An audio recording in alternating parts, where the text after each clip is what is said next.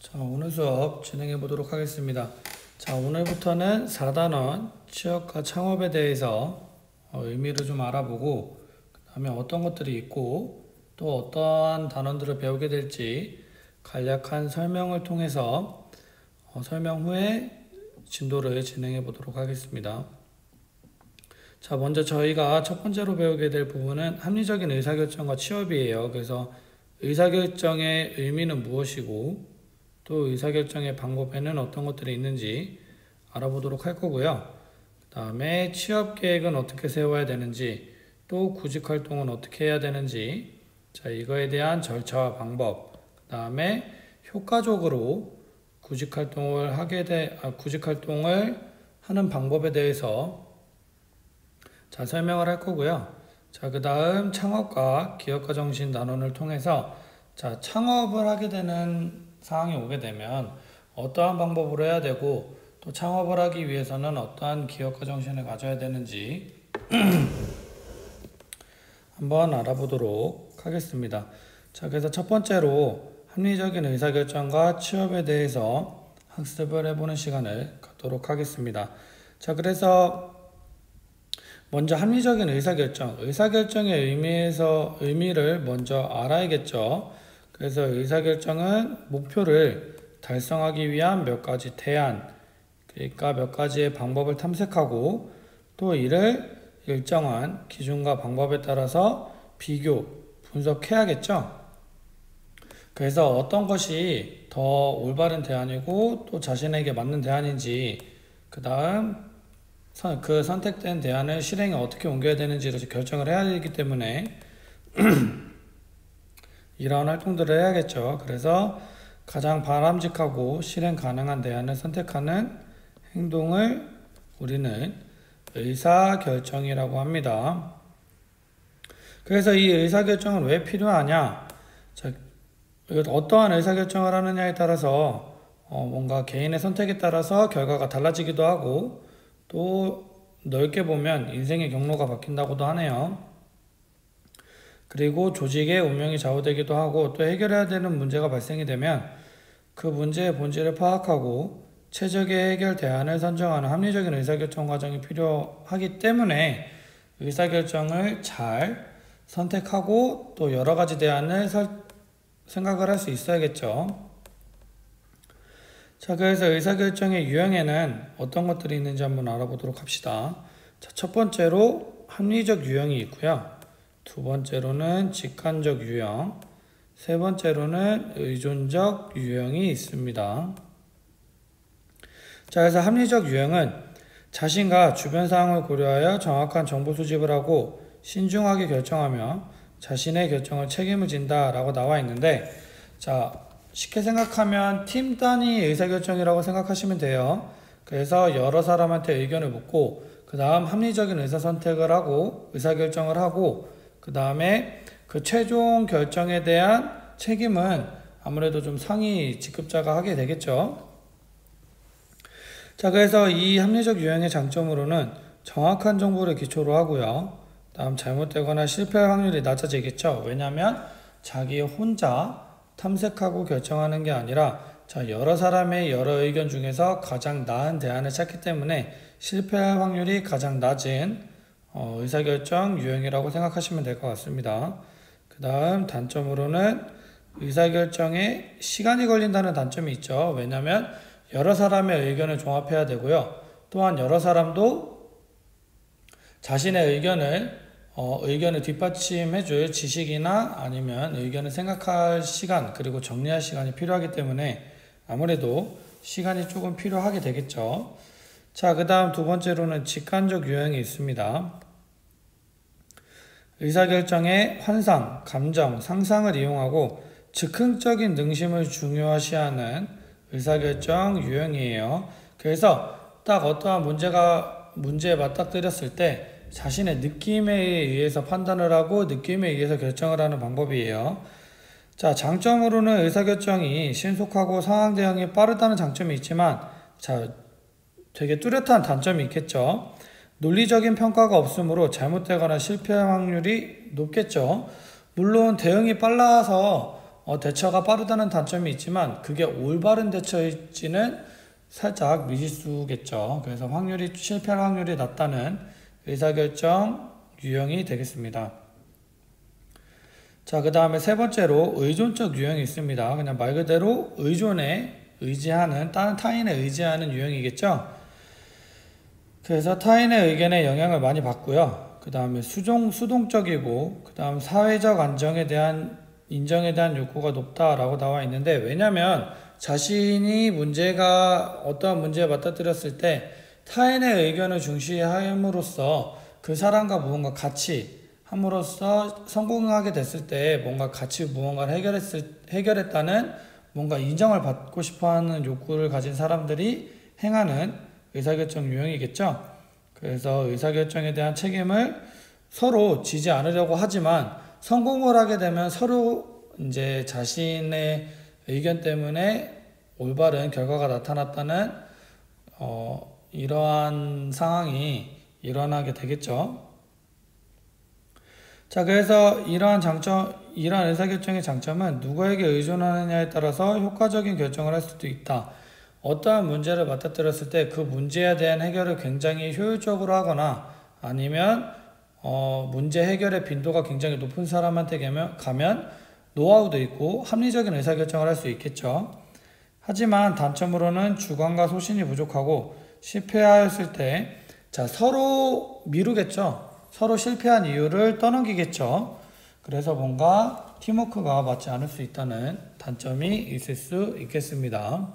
자, 그 다음으로 의사결정을 하고 의사결정의 유형에 대해서 한번 알아보았는데, 자, 아무런 의사결정을 한다고 해서 올바른 의사결정이 되는 게 아니죠. 그래서 우리가 의사결정을 할 때 합리적인 의사결정을 하기 위한 방법에 대해서 한번 알아보도록 하겠습니다. 자, 먼저 의사결정은 목표에 대한 분명한 인식과 그 결정에 필요한 모든 정보의 수집이 굉장히 중요하겠죠. 왜냐하면 그에 따른 어떠한 문제가 일어났을 때 그에 따른 지식이 없으면 여러 가지 대안을 생각을 하고 또 염두에 둘 수 없기 때문에 그에 관련된 지식이 필요하겠죠. 그러기 위해선 정보의 수집이 필요하고요. 그래서 여러 가지 대안의 설정에 따라 합리적으로 이루어져야 합니다. 그래서 합리적 의사결정은 문제 인식하기, 대안 탐색하기, 여기부터 5단계로 이루어진다고 하네요. 그래서 각 단계의 의미와 특징에 대해서 한번 알아보도록 하겠습니다. 자, 먼저 합리적인 의사결정 단계라고 해서 1단계 문제 인식하기 단계가 있습니다. 그래서 개인이나 집단이 직면한 문제 상황의 핵심을 파악하는 단계인데, 자, 여기서 문제 인식을 모든 사람이 똑같은 핵심을 파악할 수가 없겠죠. 그래서 집단에 있을 때는 아무래도 이 문제 인식하는 데에 시간이 굉장히 많이 걸린다는 특징이 있습니다. 그래서 문제가 발생이 됐을 때 집단에 있을 때는 사람들이 많고 또 개개인으로서 중요도를 두는 부분이 다르기 때문에 문제 인식하는 데 시간이 걸린다라는 특징이 있고요. 자, 개인이라고 했을 때는 문제 인식이 아무래도 빠르겠죠. 자, 그 다음에 두 번째로 대안 탐색하기가 있습니다. 그래서 목표 달성 또는 문제 해결을 위한 대안의 목록을 작성하는 단계로, 자, 여기서 지식의 필요성이 굉장히 대두가 되겠죠. 그래서 대안을 탐색해야 해결책을 찾을 수 있는데, 자, 이 대안을 탐색하는 과정에서 지식이 없으면 올바른 해결책을 의사결정을 하는데 굉장히 어려움이 있겠죠. 자, 그 다음에 세 번째 3단계로 대안의 선택기준 설정하기가 있습니다. 그래서 대안의 효과성 및 효율성을 평가하기 위한 기준을 설정하는 단계입니다. 자, 그 다음에 네 번째로 대안을 평가하는 단계로, 자, 설정한 기준에 따라서 여러 대안을 비교하는데, 자, 이 비교는 문제의 비교를 하는 게 아니라 여러 가지 대안을 서로 비교하는 거예요. 그래서 이러한 대안을 선택했을 때는 어떠한 결과를 나타낼지 예상을 해보는 단계를 뜻해요. 그래서 이러한 과정들을 거쳐 가장 적절한 대안을 선정을 하는 단계가 4단계 대안 평가하기 단계가 되겠습니다. 자, 그 다음에 계획 수립하기 마지막 단계죠. 설정한 대안을 수행하기 위한 세부 계획을 수립하는 단계로, 자, 대안 평가하기 단계를 거쳐서, 자, 내가 혹은 집단이 가장 효율적이라고 생각하는 그 대안을 이제 실행하기 위한 세부 계획을 수립하는 단계가 5단계 계획 수립하기 단계가 되겠습니다. 자, 그래서 합리적인 의사결정 방법을 사용하면 의사결정을 좀 더 이성적이고 논리적으로 할 수 있겠죠. 그래서 사람들은 선택을 할 때 특정 대안의 장점에만 이끌려 다른 대안의 단점이나 다른 대안의 존재를 소홀히 생각하는 경향이 당연히 있겠죠. 그래서 어떠한 대안을 냈을 때 장점에 포커스를 두지 단점에 포커스를 두는 경우는 거의 없죠. 자, 그러기 위해서 그런 이유 때문에 아무래도 좀 불합리한 선택을 하는 경우의 수를 줄이기 위해서 집단이 아무래도 상의를 해서 대안을 찾는 게 더 효율적이고요. 그래서 대안의 효과나 효율성을 평가하기 위한 기준을 설정할 때는 대안들의 단점이나 비용이 얼마나 큰지도 함께 고려해야 된다고 하죠. 자, 그래서 이러한 의사결정에 영향을 미치는 요인들도 몇 가지가 있는데요. 진로 목표를 달성하기 위해서는 다양한 정보를 탐색해야겠죠. 그 다음 진로 문제를 구체적으로 파악하고 분석함으로써 가장 적절한 대안을 선택해야 여러분이 효율적으로 실행을 하고 그 다음 만족할 만한 결과를 나타낼 수 있게 되겠죠. 그래서 진로와 관련된 의사결정은 인생 전반에 걸쳐서 영향을 주기 때문에 합리적인 의사결정을 위해서 개인적 또는 사회적 그리고 직업적 요인 등을 함께 고려해야 올바른 의사결정이라고 할 수가 있겠습니다. 자, 그래서 이러한 의사결정에 영향을 미치는 요인으로는 첫 번째로 개인적 요인이 있죠. 그래서 신체적인 조건이나 지능, 그리고 적성, 그리고 가치, 그 다음에 흥미, 성격. 자, 이런 건 완전 개인적인 요인이겠죠. 그 다음에 개인 고유의 사회적, 심리적, 지적 특성과 관련된 개인의 모든 것을 말해요. 그래서 뭐 신체적인 조건을 예를 들면, 자, 자신이 좀 뭔가 신체적인 조건 때문에 막 오래 서 있을 수 없는 경우가 있어요. 뭐 평발이 심하다거나 아니면 좀 관절에 문제가 있다거나 아니면 사고로 인해서 뭔가 좀 오래 서 있을 수 없는 상황이면 오래 서 있는 직업들은 가질 수 없겠죠. 아무래도 만족도도 떨어지고 피로도도 조금 더 심할 거고요. 자, 두 번째로는 환경적 요인이 있습니다. 교육 수준, 그 다음에 사회 및 문화적 배경, 그 다음에 뭐 종교적 가치, 뭐 개인 경제적 안정성 등 개인을 둘러싼, 그러니까 껍데기를 뜻해요. 그래서 환경적 요인도 굉장히 중요한 요인이라고 할 수가 있습니다. 자, 그 다음에 세 번째로 직업적 요인이 있습니다.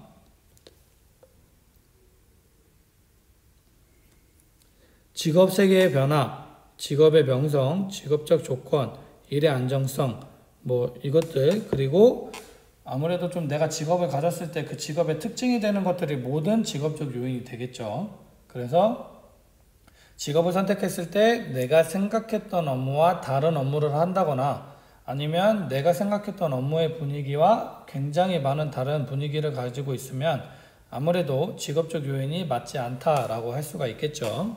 자, 그 다음 이 의사결정을 통한 경력개발 경로는 어떻게 수립을 해야 되는지 순서에 대해서 한번 알아보도록 합시다. 자, 여기 예시라고 나와 있어서 1번 문제인식하기부터 자 5번 계획 수립하기까지 있는데, 자 여기 책에 나온 예시로 한번 같이 해보도록 하겠습니다. 자, 그 전에 먼저 자 여러분이 겪고 있는 이 고등학교 시기는 본격적으로 직업생활을 시작하기에 앞서 직업생활을 위한 준비를 하는 단계겠죠. 그래서 이 직업에 대한 정보나 아니면 선택을 하는 시기가 여러분들이 지금 겪고 있는 시기가 되겠네요. 그래서 넓은 의미로 경력개발 경로를 수립해야겠죠. 그래서 단기적으로 직업을 선택하기 위한 경로 수립이 아니라 자, 좀 멀리 내다보는 그런 시야를 가져야겠죠. 그래서 이러한 경력개발 과정에서는 직업 기회를 선택하거나 역량을 개발하면서 다양한 상황에 놓이게 되는 여러분들이 지금 현재 겪어왔고 겪고 있는 상황이겠죠. 그래서 이때 평생 경력 목표를 효율적으로 달성하기 위해 장기적이고 계획적으로 구체화한 자, 개인별 로드맵이 경력개발 경로, 그러니까 개인별 로드맵이 필요하겠죠. 자, 그래서 여기 책에 나온 예시로 한번 경력개발 경로를 한번 수립해 보도록 하겠습니다. 자, 첫 번째로 문제를 인식해야겠죠. 그래서 경력 목표는 무엇인가, 혹은 진출하고자 하는 분야와 하고자 하는 일을 중심으로 접근을 해야겠죠. 자, 그래서 제가 여러분들을 상담할 때 이렇게 한번 생각해 보라고 했었던 적이 있을 거예요. 그래서 자, 할 수 있는 일과 하고 싶은 일과 그 다음에 해야 하는 일을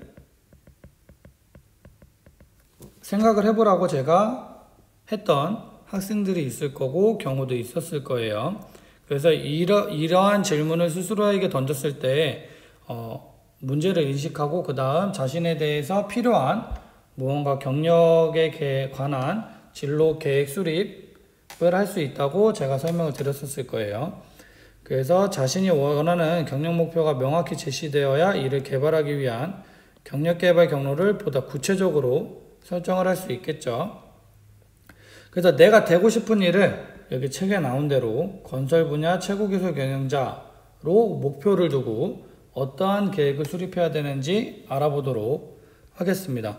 자, 그 다음에 두 번째로 이 문제를 인식하게 되면 대안을 탐색해야겠죠. 자, 문제 인식을 우리는 건설 분야 최고 기술 경영자가 되기로 설정을 했죠, 목표를. 자, 그래서 이 건설 분야 최고 기술 경영자가 되기 위한 대안을 탐색하는 과정이 되겠죠.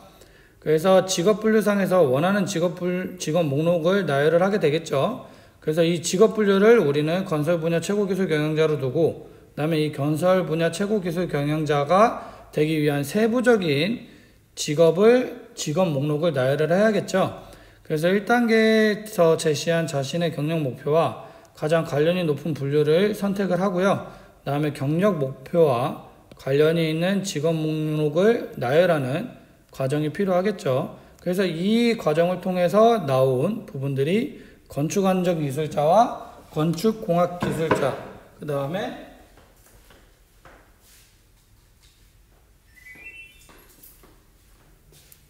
자, 건축구조기술자가 되겠네요.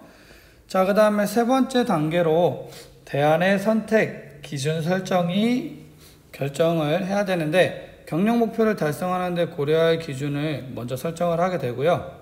그 다음 고려해야 할 요인으로는 자, 개인적 요인, 환경적 요인, 직업적 요인이 있었다고 했죠. 그래서 개인적 요인으로도 분류를 하고요. 그 다음에 환경적 요인으로도 분류를 하고, 그 다음에 직업적 요인으로도 각 직업마다 분류를 해서 자, 이 세 가지 요인을 모두 좀 안정적으로 충족할 수 있는 직업을 선택을 해야겠죠.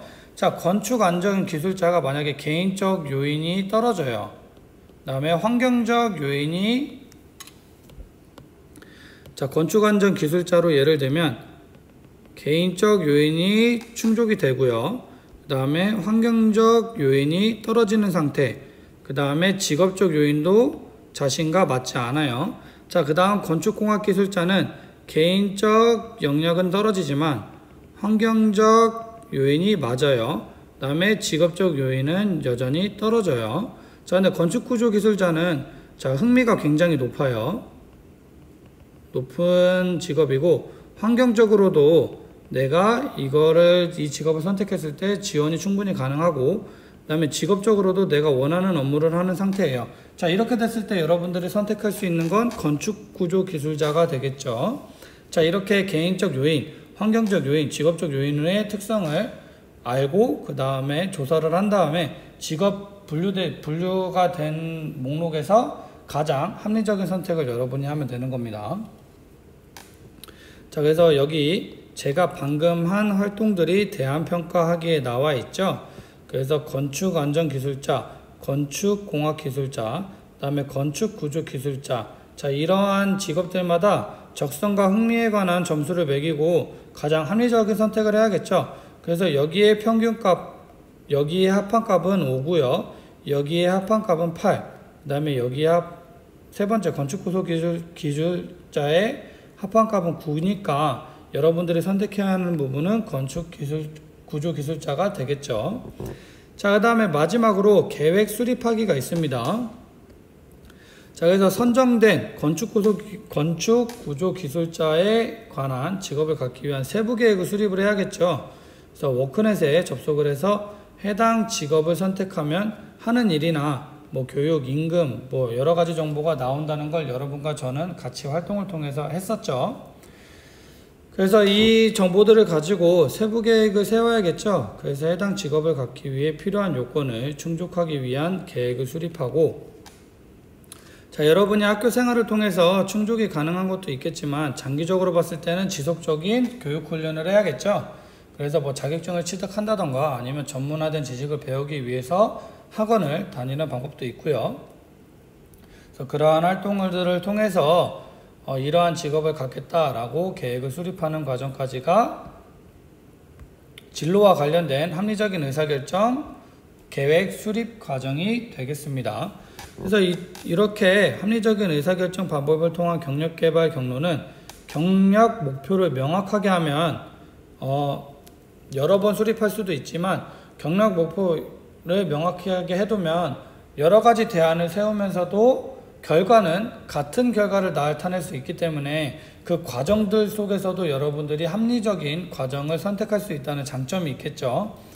그래서 직업을 선정하는 기준은 개인의 진로 개발 수준이 발달함에 따라서 바뀔 수 있기 때문에 최종 선정 직업에서도 차이가 날 수 있다라고 우리는 알 수 있습니다. 자, 그래서 우리는 여태까지 이제 경력개발 경로를 선택하는, 수립하는 과정도 배웠고요.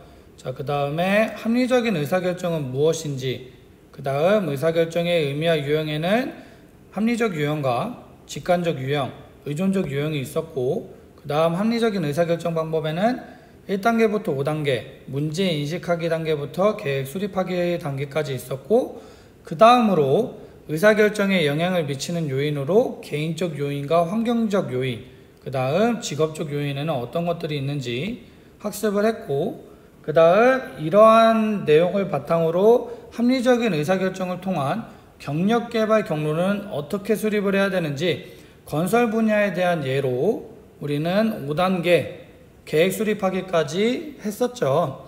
자, 그래서 오늘은 여기까지 학습을 진행하도록 하고요. 자, 다음 시간에는 경력개발 경로에서 취업의 의미에 대해서 알아보고, 그 다음에 이 진로에 관련된 방법에는 어떤 것들이 있는지 한번 학습을 하도록 하겠습니다.